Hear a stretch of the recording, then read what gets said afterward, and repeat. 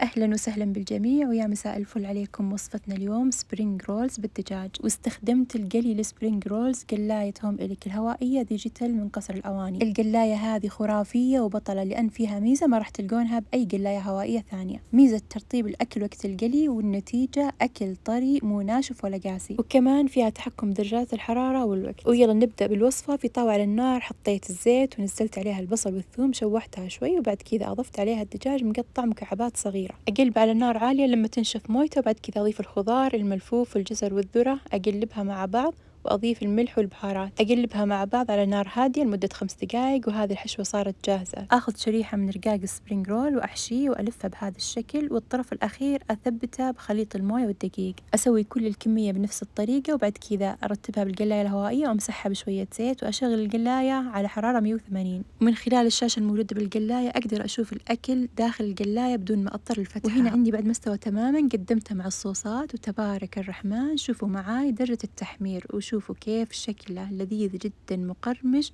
ومو قاسي، وطعم الحشوة خرافية.